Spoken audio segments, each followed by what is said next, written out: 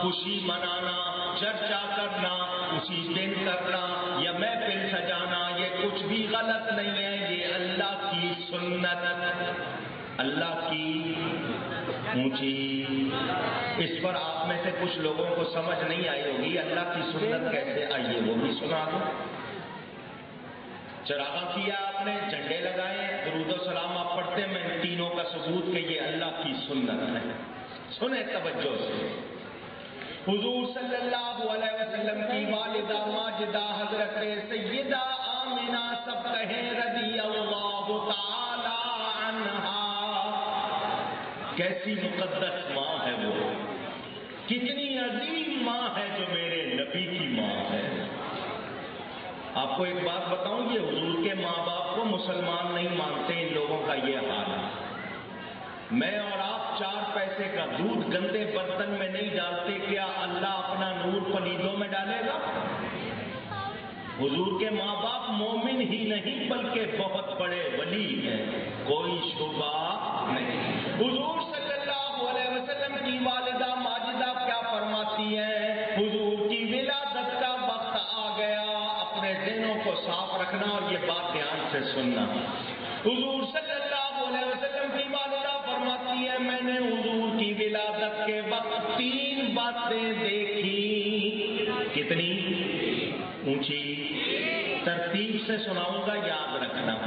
پہلی بات وہ کہتی ہے، میری نگاہوں سے پردے ہٹ گئے، اللہ نے میری نگاہوں سے پردے ہٹا دیے، مجھے سب کچھ نظر آ رہا تھا، آسمان کے تارے سمٹ کر جھکے، میرے گھر کی چھت پر جھکے، مجھے یوں لگتا تھا ابھی گر پڑیں گے۔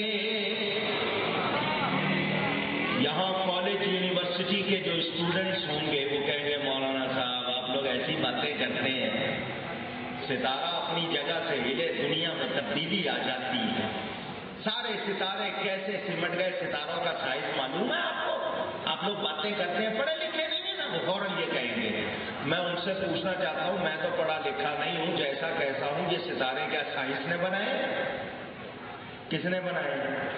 اونچی، وہ سمیٹ سکتا ہے یا نہیں؟ وہ جھکا سکتا ہے یا نہیں؟ تم اللہ کی قدرت کا انکار کر رہے ہو، ایسی کون سی سائنس ہے؟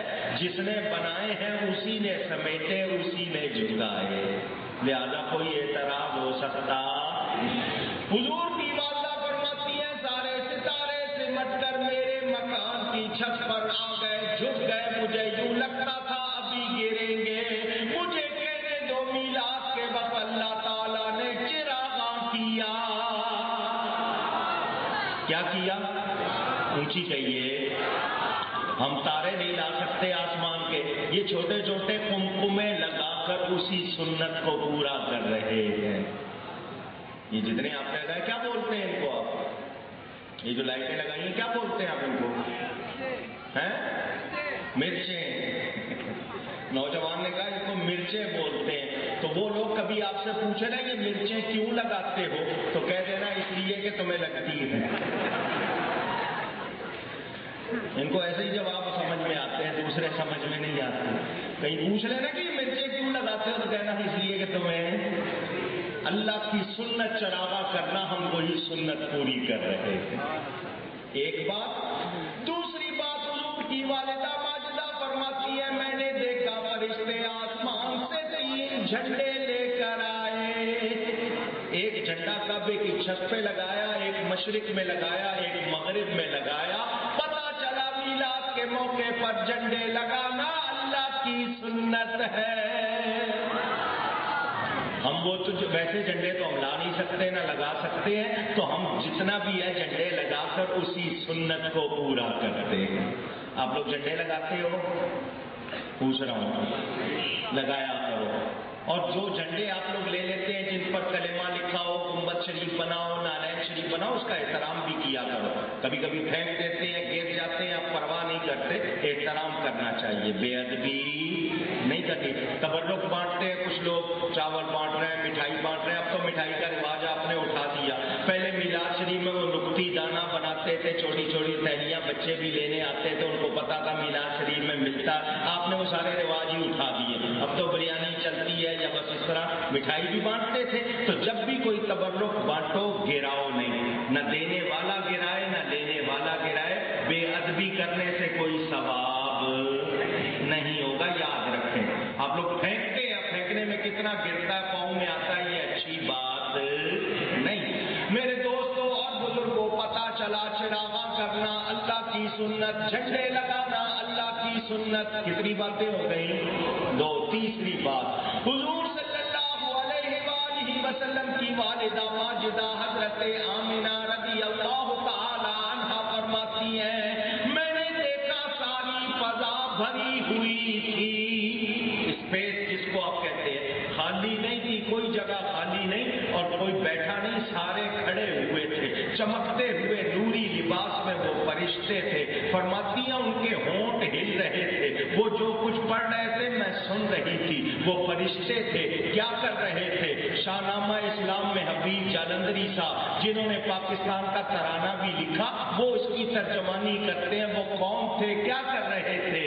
وہ کہتے ہیں فرشتوں کی سلامی دینے والی فوج گاتی تھی، جناب آمنہ سنتی تھی، یہ آواز آتی تھی، یا نبی سلام علیکہ، یا رسول سلام علیکہ۔ وہ فرشتے تھے، درود و سلام پڑھ رہے تھے، سلام اے آمنہ کے لال، اے محبوب سبحانی، سلام اے فخر موجودات، فخر نوع انسانی۔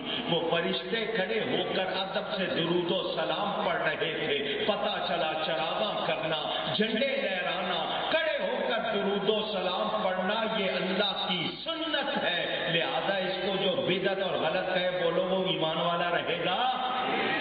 آپ کے ذہن میں آئے گا یہ سارے کام فرشتوں نے کیے اور آپ کہہ رہے ہیں اللہ کی سنت۔ تو قرآن گواہی دیتا ہے وَيَفْعَلُونَ مَا يُؤْمَرُونَ، فرشتے وہی کرتے ہیں جس کا ان کو حکم دیا جاتا ہے۔ فرشتے خود سے کچھ نہیں کرتے، اللہ کے حکم سے کرتے ہیں۔ کس نے حکم دیا تھا؟ اللہ نے۔ تو کس کی سنت ہوا؟ اونچی۔ میلاد منانا کس کی سنت؟ اور اونچی۔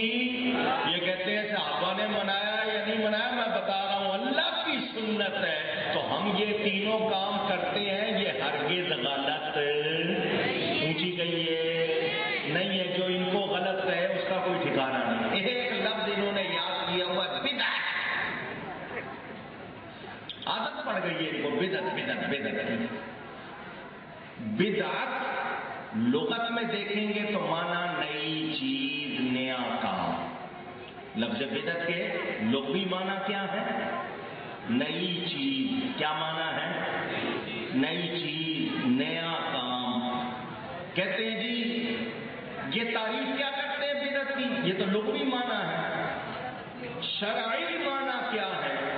سن لو، بدعت کے بارے میں بہت شور مچاتے ہیں یہ، کیونکہ شرک کے بعد سب سے بڑا گناہ بدعت ہے۔ تو یہ ہم کو بدعتی کہتے ہیں کہ تم لوگ بدعت کرنے والے ہو۔ ان کو ہمارا نام بھی معلوم نہیں۔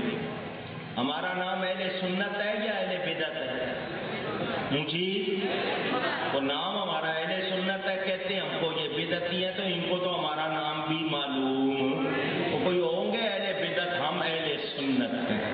ہم کون ہیں؟ بدعت کس کو کہتے ہیں؟ ذرا یہ دھیان سے آج سن لیں آپ۔ شریعت میں بدعت کے معنی یہ ہے کہ وہ نیا کام یا وہ نئی بات جس کا ثبوت دین میں نہ ہو، جس کا ثبوت